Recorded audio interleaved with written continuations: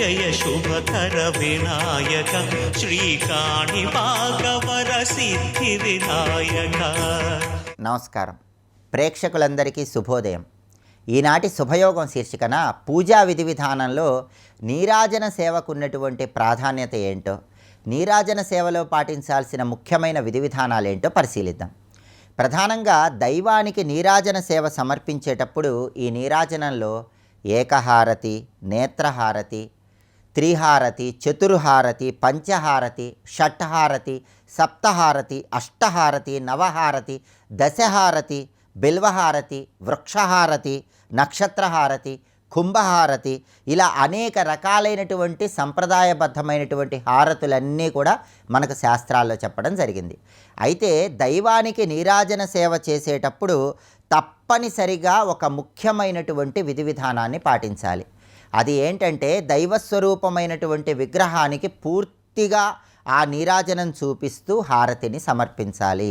అలాగే ఈ నీరాజనానికి సంబంధించి ఒక శ్లోకం కూడా ప్రామాణిక గ్రంథాల్లో చెప్పారు. ఆ శ్లోకాన్ని పరిశీలిస్తే, బహువర్తి సమాయుక్తం జ్వలంతం కేశవోపరి కుర్యాద్ ఆరాత్రికం యస్తు కల్పకోటిం దివం వసేత్ అని శాస్త్రంలో ఒక శ్లోకం చెప్పారు. ఈ శ్లోకంలో ఉన్న అర్థాన్ని పరిశీలిస్తే, బహువర్తి సమాయుక్తం జ్వలంతం కేశవోపరి అంటే ఎవరైతే అనేక ఒత్తులతో ప్రకాశిస్తున్నటువంటి జ్యోతిని శ్రీ మహావిష్ణువు శిరస్సు మీద చూపిస్తూ నీరాజన సేవ చేస్తారో, కుర్యాద్ ఆరాత్రికం యస్తు కల్పకోటిం దివం వసేత్, వాళ్ళు కోటి కల్పాల పాటు శరీరం విడిచిపెట్టాక స్వర్గలోక ప్రాప్తి సూక్ష్మ శరీరానికి కలుగుతుందని ఈ ప్రమాణ శ్లోకం మనకు తెలియజేస్తోంది. ఇక్కడ శ్లోకంలో కుర్యాద్ ఆరాత్రికం అన్నారు. సంస్కృతంలో ఆరాత్రికం అంటే అర్థం ఏంటంటే నీరాజనం. కుర్యాద్ ఆరాత్రికం యస్తు కల్పకోటిం దివం వసేత్ అంటే ఎవరైతే నీరాజన సేవ శ్రీమన్నారాయణమూర్తికి చేస్తారో వాళ్ళు శరీరం విడిచిపెట్టాక కోటి కల్పాల పాటు స్వర్గంలో ఉంటారని ఈ శ్లోకం మనకు తెలియజేస్తోంది. అయితే విష్ణువుకు నీరాజనం ఇచ్చేటప్పుడు ఒక ప్రత్యేకమైన విధి విధానాన్ని కూడా శాస్త్రంలో చెప్పడం జరిగింది. ఆ ప్రత్యేకమైన విధి విధానం ఏంటంటే, విష్ణుమూర్తికి నీరాజన సేవ చేసేటప్పుడు ప్రధానంగా పాదాల దగ్గర 4 సార్లు హారతి తిప్పాలి. ఆ తర్వాత నాభి దగ్గర 2 సార్లు హారతి తిప్పాలి. ఆ తర్వాత ముఖం దగ్గర 1 సారి తిప్పాలి. చివరగా అన్ని అవయవాలకు కలిపి 7 సార్లు తిప్పాలి. ఇలా విష్ణువుకి నీరాజన సేవ చేయాలని ప్రామాణిక గ్రంథాలన్నీ తెలియజేస్తున్నాయి. దీనివల్ల జన్మలలో చేసినటువంటి పాపాలన్నీ తొలగింపజేసుకొని మోక్షప్రాప్తిని పొందవచ్చని కూడా ధర్మశాస్త్ర గ్రంథాలన్నీ తెలియజేస్తున్నాయి. అలాగే ఏ దైవానికైనా సరే నీరాజనం సమర్పించేటప్పుడు ప్రధానంగా 5 విధులను చెప్పారు. ఆ 5 విధులు పాటిస్తూ నీరాజన సేవ చేస్తే అద్భుత ఫలితాలు కలుగుతాయి.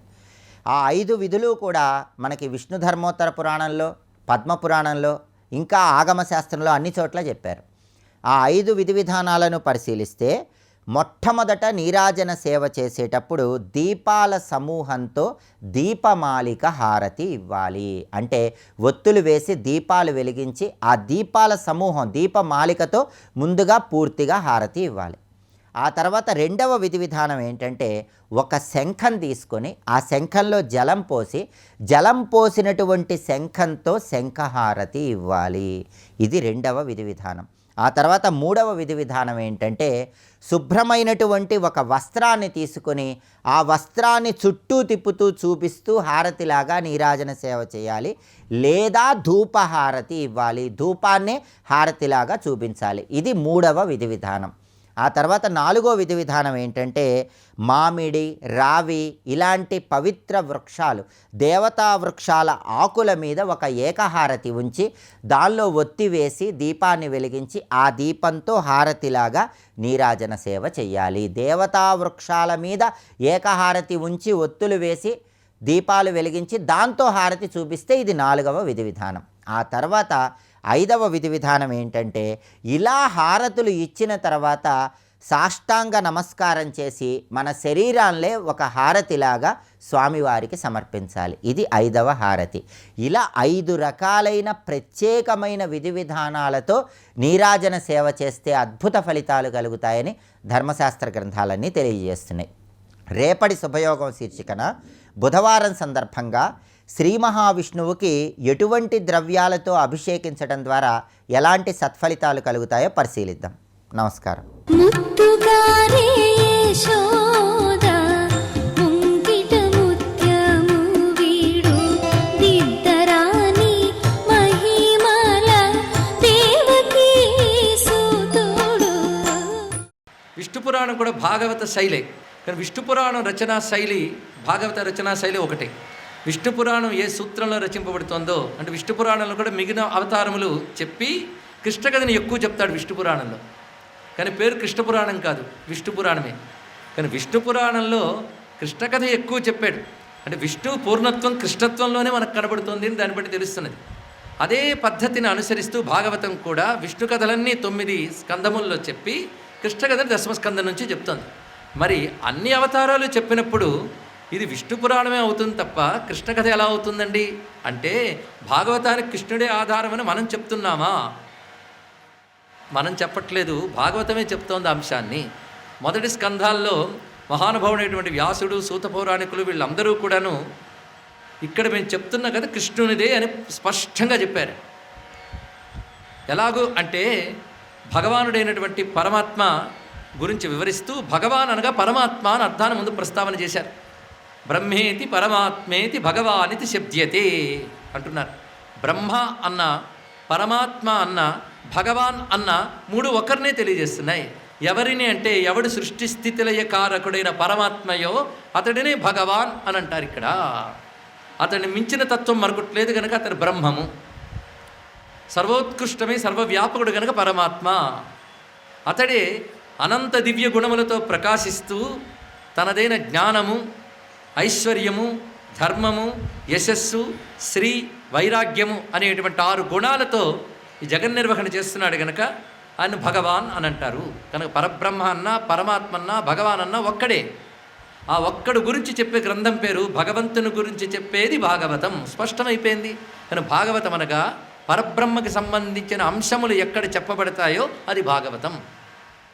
అయితే భగవానుడు అన్నప్పుడు పరబ్రహ్మ అయితే ఏ స్వరూపమైనా కావచ్చు కదండి అంటే, కాదయ్యా మా కృష్ణుడి గురించే చెప్తున్నాం అన్నారు. ఇక్కడ అది ఎలా అంటారా అంటే, సర్వేప్యంసకళాహ విష్ణోహో కృష్ణస్తు భగవాన్ స్వయం అని స్పష్టంగా చెప్పాడు మహానుభావుడైన వ్యాస భగవానుడు. అన్ని అవతారములు ప్రస్తావన చేస్తూ, అన్ని అవతారములు గొప్పవే. స్వామి ఏ అవతారం ధరిస్తే గొప్పది కాదండి, గంగలో ఏ ఘట్టం గొప్పది కాదు, భగవద్ అవతారాల్లో ఏ అవతారం గొప్పది కాదు, ప్రతి అవతారము గొప్పదే, అందులో సందేహం లేదు. కానీ సర్వేపి అంశ కళాహ విష్ణో, అన్ని అంశలు కళలు విష్ణువు యొక్క అవతారములు. కానీ కృష్ణస్తు భగవాన్ స్వయం అన్నాడు. భగవానుడు స్వయముగా వచ్చినటువంటి స్వరూపం కృష్ణుడే. అంటే బ్రహ్మము, పరమాత్మ, భగవాన్ అనే పరిపూర్ణ తత్వాన్ని చెప్తున్నాము. ఆ పరిపూర్ణతకి ఇసుమంతం కూడా లోటు రానియకుండా యథాతథంగా వచ్చిన స్వరూపమే కృష్ణుడు. కనుక సాక్షాత్ భగవానుడయ్యా ఆయన అన్నారు. స్వయం సాక్షాత్ భగవానుడు అంటే వ్యాసుడు స్పష్టంగా కృష్ణుడే భగవానుడు అని చెప్పేటప్పుడు భగవంతునికి చెందిన భాగవతం ఎవరిదవుతోంది? కృష్ణునిదే అవుతోంది. కనుక కృష్ణుడే భగవానుడు, కృష్ణకథే భాగవతం.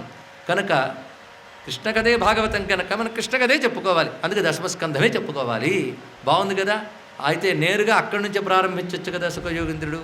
మొదటి నుండి చెప్పడం ఎందుకండి నేను ఈ అవతారమని, ఈ అవతారమని, మధ్యలో కపిల గీత అని ఒక గీత, మధ్యలో వేదాంత బోధ, ప్రహ్లాద చరిత్ర, వామన చరిత్ర, మత్స్యావతారం, కూర్మావతారం, మోహిని అవతారం, ధన్వంతరి అవతారం, ఒకటేమిటి ఇవన్నీ ఎందుకు చెప్పాలి? ఈ మధ్యలో మళ్ళీ జడభరతుడి చరిత్ర, ఇవన్నీ ఎన్నెన్ని వస్తాయో మొత్తం అన్నీ రసనిర్భరమైన ఘట్టాలే. అలా 9 స్కందాలు అయిన తర్వాత 10వ స్కందం పూర్తిగా కృష్ణ కథ. అయితే మొదటి నుంచి కృష్ణుడి గురించి చెప్పలేదా అంటే, భాగవతం జాగ్రత్తగా చదివితే మొదటి నుంచి కృష్ణుడే మళ్ళీ కనబడతాడు. ఎక్కడ పెడితే అక్కడే కనబడుతుంటాడు. ప్రారంభంలోనే చెప్పాడు, లలిత స్కంధము కృష్ణమూలము సుకాలాపాభిరామంబు మంజలుతా శోభితమున్ సమస్త సుమన సుజ్ఞేయమున్ అంటూ మహానుభావుడు పోతన గారు కూడా భాగవతాన్ని కల్పవృక్షంగా వర్ణిస్తూ, కల్పవృక్షమైన భాగవతానికి మూలం కృష్ణుడు అన్నాడు. లలిత స్కంధము కృష్ణమూలము, కృష్ణుడే మూలముగా కలిగినది భాగవతము. మూలం బట్టే కదా వృక్షం. కానీ భాగవతం శాఖోపశాఖలుగా విస్తరించిన మహావృక్షంగా కనబడ్డా దానికి మూలం కృష్ణుడే. కృష్ణుడే ఆ వృక్ష రూపంగా విస్తరించి కనబడుతున్నాడు. బీజం వృక్షంగా దర్శనమిస్తుంది, కృష్ణుడు భాగవతంగా దర్శనమిస్తున్నాడు. కనుక భాగవతానికి మూలం కృష్ణుడే అని స్పష్టంగా వ్యాసుడు పేర్కొన్నాడు, పోతన గారు పేర్కొన్నారు. అయితే మొదటి నుంచి కృష్ణుడిని మనకు చూపిస్తూనే ఉన్నాడు. ప్రారంభమే కృష్ణుడు కురుక్షేత్ర యుద్ధం తర్వాత జరిగిన ఘట్టాలతోనే మొదలవుతోంది. అక్కడ నుంచి భీష్మకృత కృష్ణస్థుతి, కుంతీకృత కృష్ణస్థుతి, ఇవన్నీ కృష్ణ వైభవాన్ని మనకు అందిస్తూనే ఉన్నాయి. ఇవన్నీ ప్రథమ స్కందంలో వస్తున్న ఘట్టాలే. ఆపై కృష్ణ పరమాత్మ ఉత్తరాగర్భంలో ఉన్నటువంటి మన పరీక్షిత్ మహారాజును రక్షించడం, పరీక్షిత్ జననం, ఇవన్నీ కూడా వర్ణించడం జరిగినది. అవన్నీ చేసింది కృష్ణుడేగా. కనుక ప్రారంభం అంతా కృష్ణ కథ. మన మధ్యలో మాత్రం కృష్ణుడు తొంగి చూడ్డా పరిశీలించండి. ప్రహ్లాద్ చరిత్ర అనుకుంటున్నాం, కానీ ప్రహ్లాద్ చరిత్ర ప్రారంభం ఏం జరిగింది? అది మళ్ళీ రాజసూయ యాగం అయిన వెంటనే శిశుపాలుడు వదరబోతుతనానికి శిక్షగా కృష్ణ పరమాత్మ తన సుదర్శన చక్రాన్ని ప్రయోగించితే శిశుపాలుడి వక్రం ఛేదింపబడింది. అతడి జీవుడు కృష్ణుడు లీనమయ్యాడు.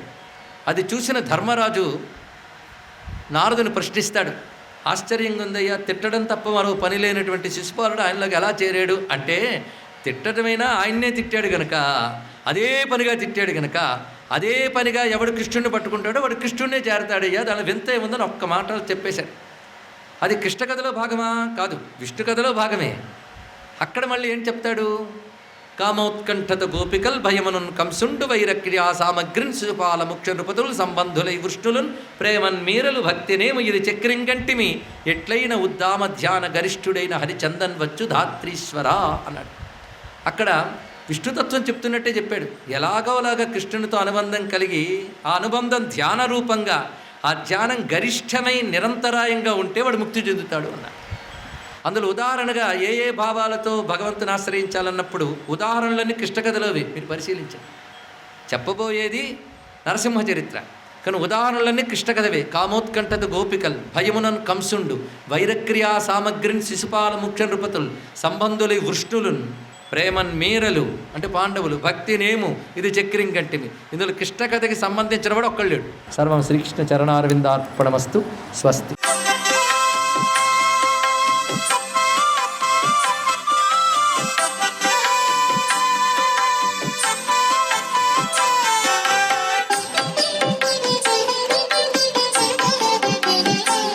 ఓం నమో నారాయణాయ.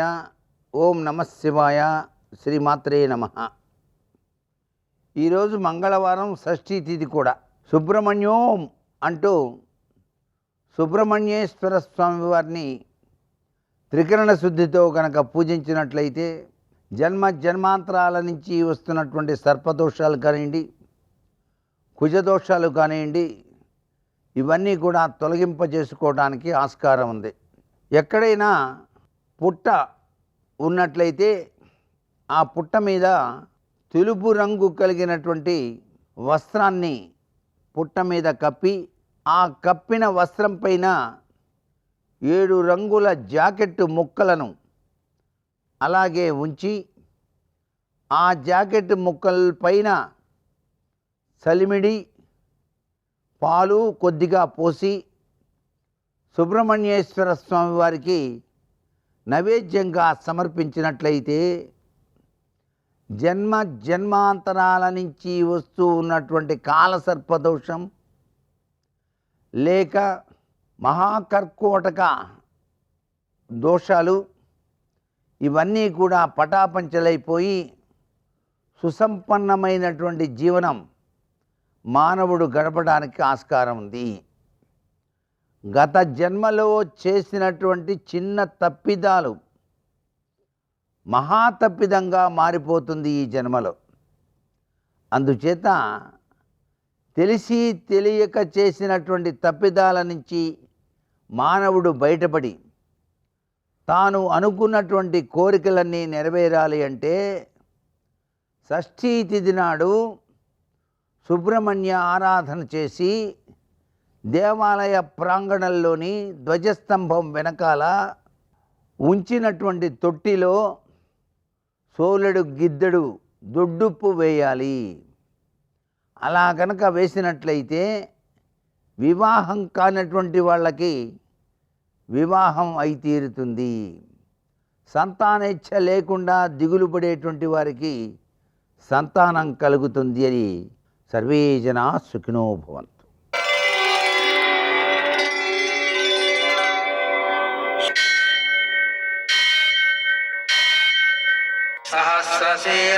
దేవం విశ్వాక్షం విశ్వశంభువం విశ్వం నారాయణం దేవమక్షరం పరమం పదం విశ్వతః పరమాం నిత్యం విశ్వం నారాయణగుం హరిం విశ్వమేవేదం పురుషస్తద్విశ్వముపజీవతి పతిం విశ్వస్యాత్మేశ్వరం శాశ్వతం శివమచ్యుతం నారాయణం మహాజ్ఞేయం విశ్వాత్మానం పరాయణం సూర్యశౌర్యమథేందురింద్రపదవీ సన్మంగళం మంగళం. మర్కటేశ మహోత్సాహ సర్వశోక వినాశన శత్రువును సంహర మాం రక్షశ్రియందాభయమే ప్రభో. నేటి కాలమాన విశేషాలను గమనిద్దాం. స్వస్తి శ్రీ చాంద్రమాన పరాభవనామ సంవత్సరం దక్షిణాయనం గ్రీష్మ ఋతువు ఆషాఢమాసం కృష్ణపక్షం మంగళవారం. సూర్యోదయం 6 గంటలకి, సూర్యాస్తమయం 6 గంటల 44 నిమిషాలకి. తిథి షష్ఠి రాత్రి 9 గంటల 59 నిమిషాల వరకు. నక్షత్రం రేవతి రాత్రి 9 గంటల 50 నిమిషాల వరకు. వర్జం ఉదయం 9 గంటల 53 నిమిషాల నుంచి 11 గంటల 29 నిమిషాల వరకు. దుర్ముహూర్తం ఉదయం 8 గంటల 33 నిమిషాల నుంచి 9 గంటల 24 నిమిషాల వరకు. మరల రాత్రి 11 గంటల 14 నిమిషాల నుంచి 11 గంటల 59 నిమిషాల వరకు. అమృతకాలం రాత్రి 7 గంటల 27 నిమిషాల నుంచి 9 గంటల 2 నిమిషాల వరకు. రాహుకాలం మంగళవారం కాబట్టి మధ్యాహ్నం 3 నుంచి 4:30 వరకు. అష్టకౌరుకు రీత్యా శుభప్రదమైన సమయం మధ్యాహ్నం 12 గంటల 30 నిమిషాలకి. నేటి విశేషం మంగళవారం ప్రదోషం. మంగళవారం సందర్భంగా అప్పు తీర్చడం, మంగళవారం సందర్భంగా రుణమోచక అంగారక స్తోత్రం, రుణమోచక గణేశ స్తోత్రం, రుణమోచక నృసింహ స్తోత్రం చదువుకోవడం, శ్రీ గణేశ రుణం చింది అనే మంత్రాన్ని చదువుకోవడం, వీలైనంత అప్పు తీర్చడం అనే కార్యక్రమాల ద్వారా 10 రకాల రుణాలు తీరిపోతాయి. అలాగనే మధ్యాహ్న కాలంలో ఆంజనేయ స్వామికి పూజ చేయడం, సుందరకాండ పారాయణ చేయడం, హనుమాన్ చాలీసా పారాయణ చేయడం, అప్పాలు నివేదించడం మొదలైన చర్యల ద్వారా విజయాలు సాధించుకోవచ్చు. అలాగనే దీర్ఘ అనారోగ్యాలు కలిగినటువంటి వారు వ్రణమోచక అంగారక స్తోత్రాన్ని జపించుకోవడం ద్వారా ఆ అనారోగ్యాలను జయించగలుగుతారు. ఈ రోజున మరో ప్రత్యేకత ప్రదోషం ఉంది. ఆ ప్రదోష సమయంలో అంటే సూర్యాస్తమయం తర్వాత 1:12 నిమిషాల సమయంలో కందులతో మనం స్వామివారికి పూజ చేసినట్లయితే కుజదోషాలు తొలగిపోతాయి. నేటి ఆణిముత్యాలు.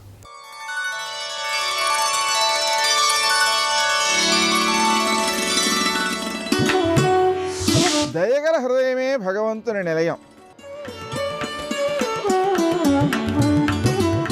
రామదూత హనుమాన్ శ్రీరామదూత హనుమాన్ శ్రీరామదూత హనుమాన్ శ్రీరామదూత హనుమాన్. ఒకవేళ ఏ కారణం చేతనైనా బ్రహ్మాస్త్రం ఆ వ్యక్తిని వదిలిపెట్టేస్తే మరునాడు సూర్యోదయం అయ్యే వరకు ఇక ఏ అస్త్రమో ఆ వ్యక్తిని పట్టుకోదు, చెనకదు. కాబట్టి రేపు సూర్యోదయం అయితే తప్ప హనుమని పట్టుకోలేను, ఇక దొరకరీన. కాబట్టి సమస్తమైన లంక సంశయంలోకి వెళ్ళిపోయింది. నరాక్షసైర్మంత్రగతి నిర్వృష్ట ప్రవర్తతే సంశయతాత్మ సర్వే. అందరి ప్రాణాలకి సంశయం వచ్చేసింది. ఎంత ప్రమాదం జరిగిందనుకున్నారు? హనుమకి తెలియదా ఈ విషయం? తెలుసు. కానీ ఆయన ప్రయోజనం ఏమిటోసారి రావణాసురుడితో మాట్లాడడం. ఎంతసేపు ఈ దిక్కుమాల యుద్ధం, ఎంతమందిని చంపాలి? అందుకని ఆయన కట్టుబడినట్టు నటించారు. ఆయన ఏదో కట్టుబడిపోయారని వీళ్ళు అనుకున్నారు. చారుడు చారుడు అంటూ ఆయన్ని కొడుతూ ఈడ్చుకుంటూ సభలోకి తీసుకెళ్లారు. సభలోకి తీసుకెడితే ఎదురుగుండా కూర్చున్నాడు. పెద్ద నల్లటి మబ్బు మీద కొంగల బారు ఎగురుతుంటే ఎలా ఉంటుందో అలా ముత్యాల హారం ఒకటి మెళ్ళో వేసుకుని ఉన్నాడు. 4 మంత్రులు చుట్టూ పరివేష్టించి ఉన్నారు. 10 తలలతో ఉన్నాడు. వేలాడుతున్నటువంటి పెదవులు. నల్లటి మబ్బు ఆకాశంలోంచి దిగొచ్చి ఆసనం మీద కూర్చుందా అన్నట్టుగా ఉన్నాడు. అమృతాన్ని మదిస్తే వచ్చినటువంటి నురుగా అన్నట్టుగా ఉంది. తెల్లటి వస్త్రం కట్టుకున్నాడు. లోహితాక్షం, కళ్ళల్లోంచి ఎర్రటి కాంతులు వస్తున్నాయి. మహాబాహుం, పెద్ద పెద్ద బాహువులు, 20 బాహువులు, 10 తలలు, 10 నోళ్ళు, జారుతున్నటువంటి పెదవులు, బయటికి వస్తున్న నాలుక, పెదవులు తడుపుకుంటూ కూర్చున్నాడు. మనిషిని చూస్తేనే భయం వేస్తుంది, అలా ఉన్నాడు. హనుమ రావణుని వంక చూశారు. అహో రూపమహో ధైర్యమహో సత్వమహోద్యుతి అహో రాక్షసరాజస్య సర్వలక్షణయుక్తత అన్నారు. అది ఒక మహానుభావుడి జీవితంలో ఉండేటటువంటి లక్షణం. ఆయన రోమకూపాల్లోంచి తేజస్సు కొడుతోంది, రావణుడి యొక్క రోమకూపాల్లోంచి. ఆయన చేసిన తపస్సు అటువంటిది. అబ్బా, అహో రూపమహో ధైర్యమహో సత్వమహోద్యుతి. ఏమి ధైర్యం, ఏమి రూపం, ఏమి టీవీ, ఏమి కాంతి, ఏమి ప్రకాశం, అసలు రోమకూపాల్లోంచి వస్తోంది కాంతి. ఎంత డాబుగా ఉన్నాడు. వీడి ఎందు పరదారాగ్రహణం అనేటటువంటి మహాపాపం లేకపోతే, వీడి ఎందు అధర్మ బుద్ధి లేకపోతే, ఇంద్ర పదవితో కలిపి 3 లోకములు నేలగలిగిన మొనగాడు. ఎంత గొప్ప సాముద్రిక లక్షణాలు!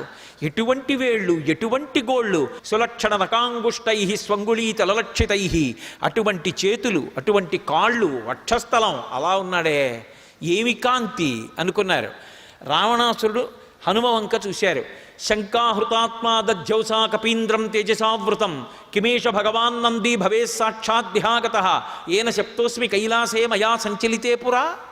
వాడికి మాత్రం గుండె గుటుక్కుమంది. ఇది ఉపాసనలో ఉండే తేడా.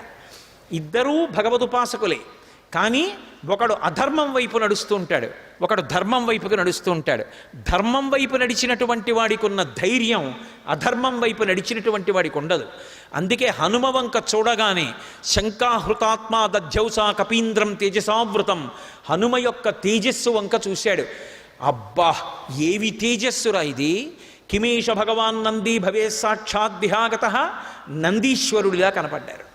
ఏమిరా, నాకు ఈయన చూస్తే వానరుడిలా కనపడటం లేదు, నందీశ్వరుడిలా కనపడుతున్నాడు. ఒకవేళ నేను ఒకనాడు పుష్పక విమానం ఎక్కి కైలాస పర్వత శిఖరం మించి వెళ్ళిపోతున్నాను. అకస్మాత్తుగా పుష్పక విమానం ఆగిపోయింది. ఉత్తరాఖండలోంచి చెప్తున్నాను.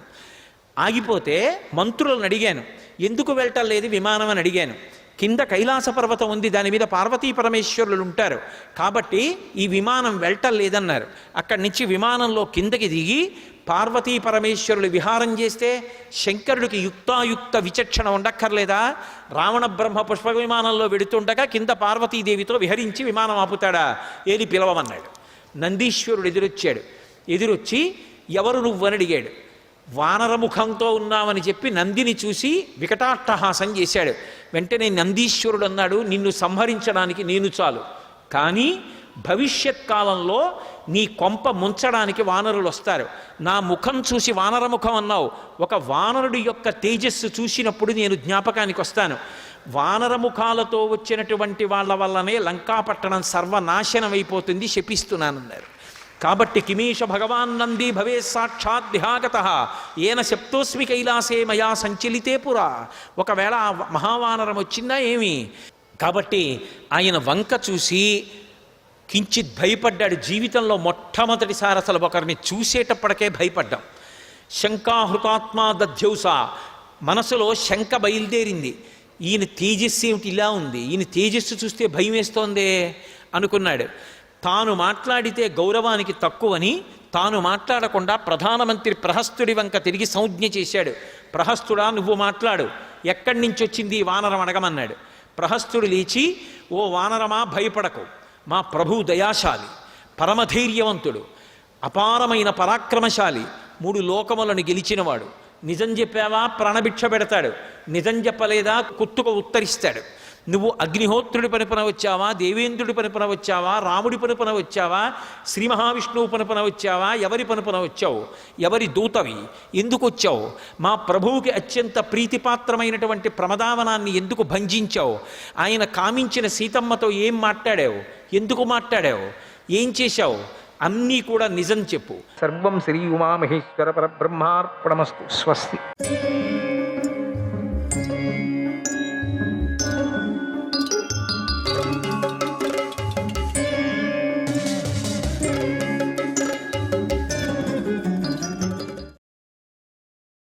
శకుని మాటలు విని మళ్ళీ మనల్ని జూదానికి పిలుస్తాడేమో, అప్పుడు మన ఆయుధాలను లాగేసుకుంటాడేమో. ఏమో తెచ్చుకున్నాం ఆయుధాలు మనం, ఇప్పుడు దీని సంగతి ఎవరు మాట్లాడలేదు, తెచ్చేసుకున్నాం. దీనికోసమని మర్చిపోయినట్టుకున్నారేమో వాడు భీముడు అంటున్నాడు. అదేమో నిజమేమో, గుడ్డోడు అనుకుంటున్నాడేమో. అన్నీ తీసుకుపోయినారు, ఆయుధాలు ఎందుకు తీసుకురాపో విదురా అని పంపించుంటాడు ఆజ్ఞతో గుడ్డివాడు.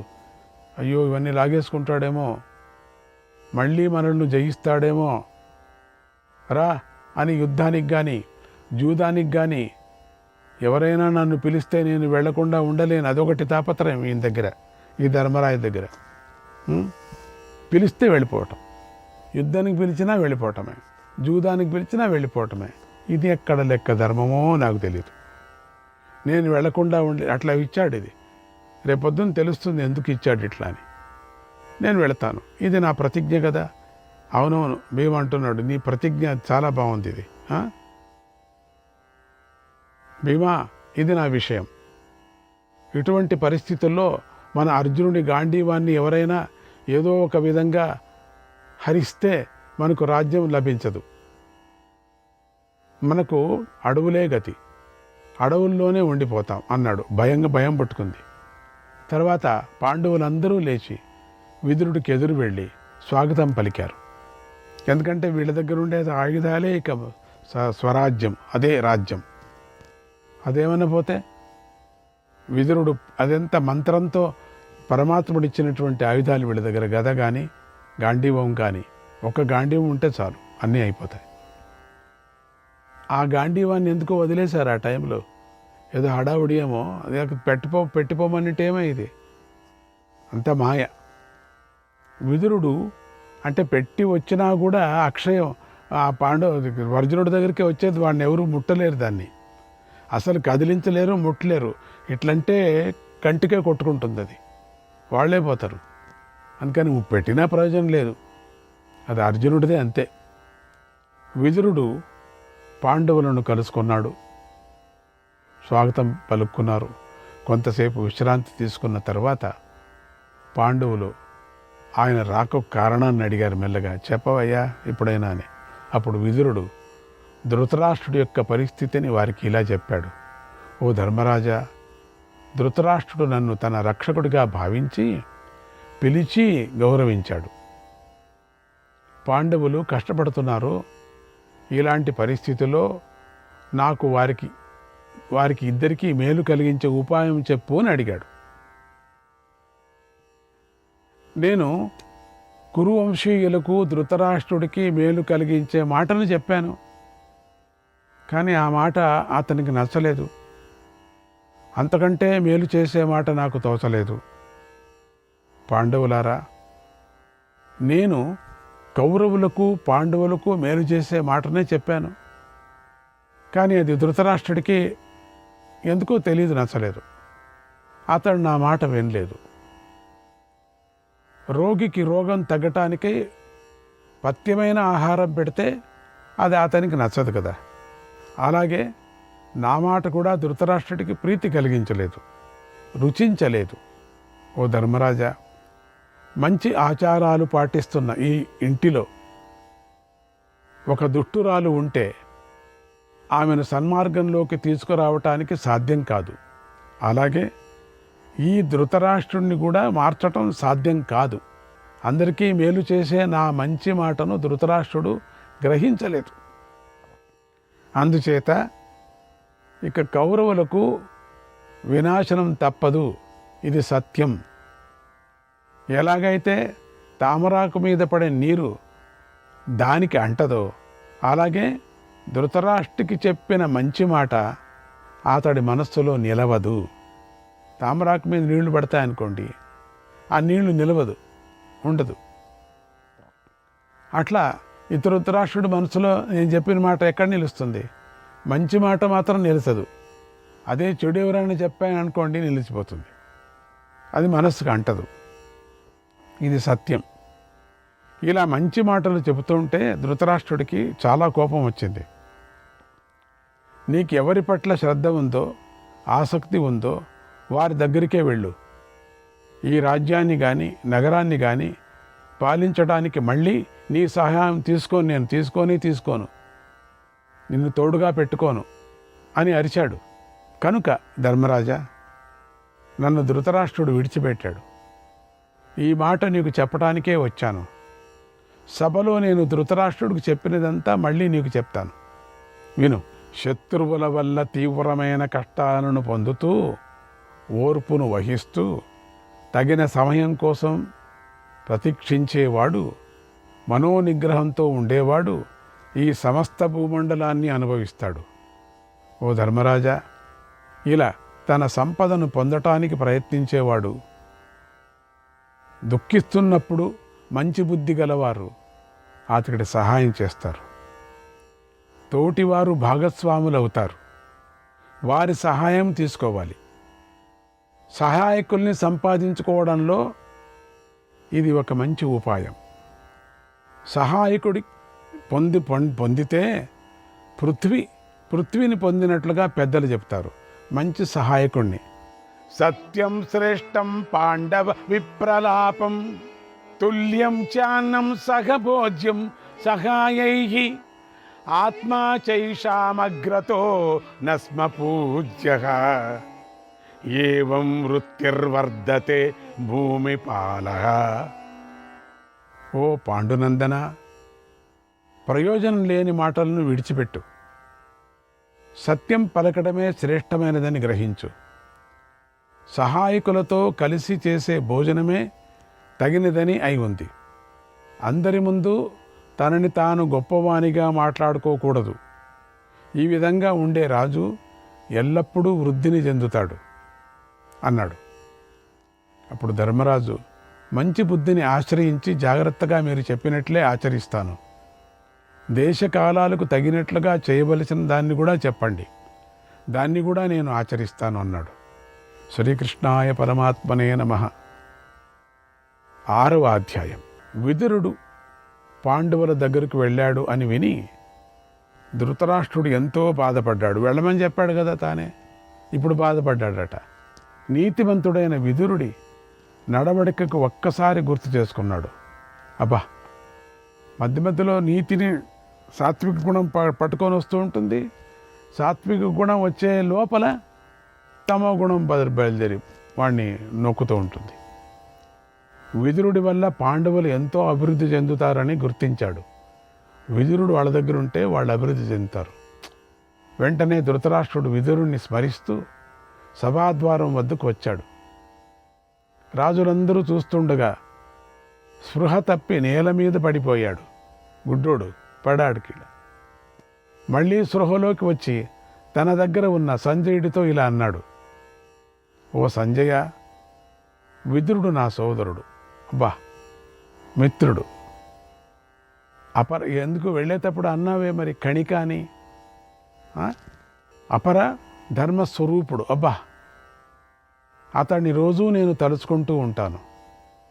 ఈరోజు నా హృదయము బ్రద్దలైపోతున్నట్లుగా ఉంది. నువ్వు వెంటనే నా సోదరుణ్ణి ఇక్కడికి తీసుకొనిరా. అంటే వీళ్ళు వెళ్ళేవాళ్ళు ఎక్కువ ఉంటారు ఇక్కడ వాడి దగ్గర. మంచి మంచి వాళ్ళనే ఇట్లా పెడతాడు, మంచి వాళ్ళకే. నువ్వు వెళ్ళరా అని. ఎందుకంటే విదురుడు అన్ని చోట్ల వెళ్ళేవాడు కదా. ఇప్పుడు సంజయుని పట్టుకున్నాడు పక్కలో. తీసుకొనిరా అంటూ దీనంగా రోధించాడు, ఏడ్చాడట. ఏడిస్తే ఆ గుడ్డి కంటి నుంచి నీళ్ళు వస్తాయో తెలియదు. విదురుని స్మరిస్తూ మోహితుడయ్యాడు. మళ్ళీ మళ్ళీ మళ్ళీ మళ్ళీ ఏడుస్తున్నాడు, చాలా బాధపడుతున్నాడు. సంజయుడితో మళ్ళీ ఇలా అన్నాడు. సంజయ, అంటే అది ఏమి నిజంగా బాధనో లేక మొసలి బాధనో తెలియదు. మొసలి ఉంటుంది కదా, ఆ మొసలి యొక్క భావం ఉంది. వెళ్ళు. నా విదురుడు ఎక్కడికి వెళ్ళాడో తెలుసుకో. ఓహో, నీ విదురుడా?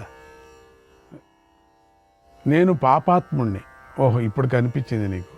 అతడిపై కోపించాను, బయటికి గెంటేశాను. అతడు ఇప్పుడు జీవించి ఉన్నాడో లేదో తెలీదు. ఎందుకంటే ఆయనకి చాలా కోపం, ఏమో చేసుకుంటాడు తెలీదు. అతడు బుద్ధి గలవాడు, నా సోదరుడు. అయ్యా నీ సోదరుడయ్యా, ఊరికే ఉండు. చిన్న తప్పు కూడా ఎప్పుడూ చేయలేదు. నా వల్లే పెద్ద తప్పే జరిగిపోయింది. నువ్వే వెళ్ళి ఆ విదురుణ్ణి తీసుకొని రా, లేకపోతే నేను ప్రాణాలు వదిలేస్తాను అన్నాడు.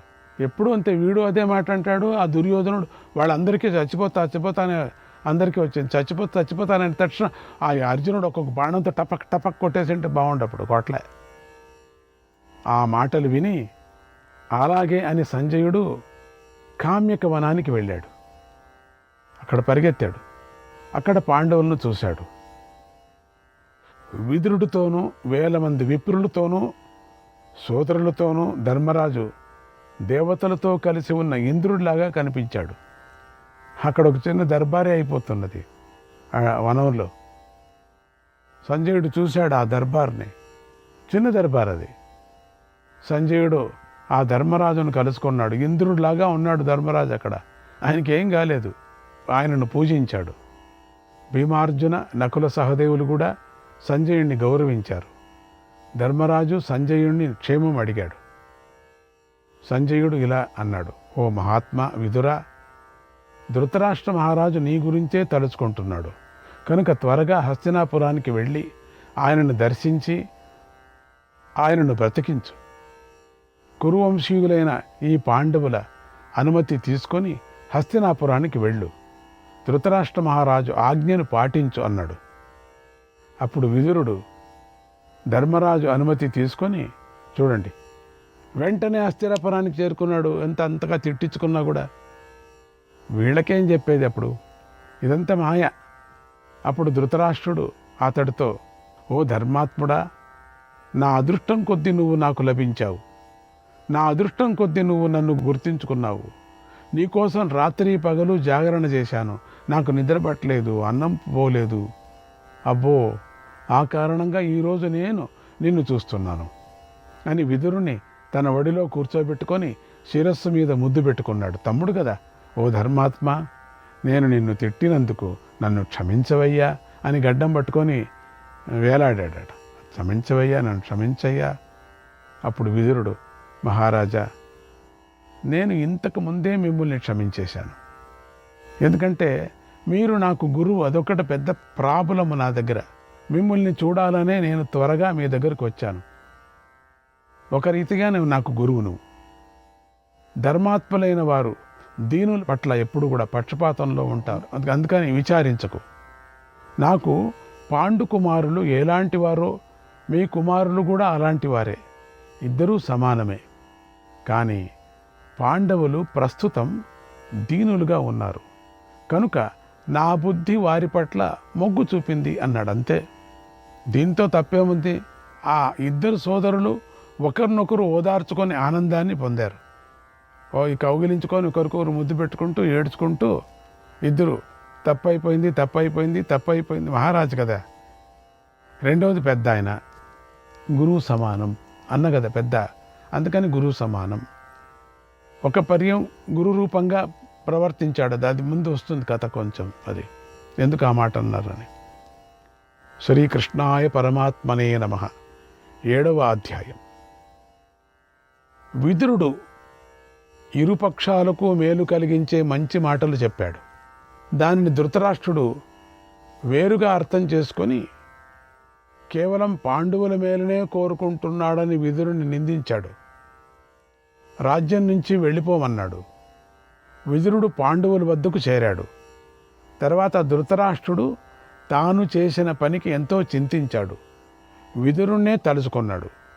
వెంటనే సంజయుణ్ణి పంపి విదురుణ్ణి తిరిగి తన వద్దకు రప్పించుకున్నాడు. ఇదంతా దుష్టుడైన దుర్యోధనుడు గమనించాడు. ఇక్కడొచ్చింది, గుడ్డి పిల్లి గమనించింది. ఇంకో గుడ్డి పిల్లి ఉంది కదా, 2 కళ్ళు ఉన్నాయి వాడికి, అదే గుడ్డి పిల్లిది.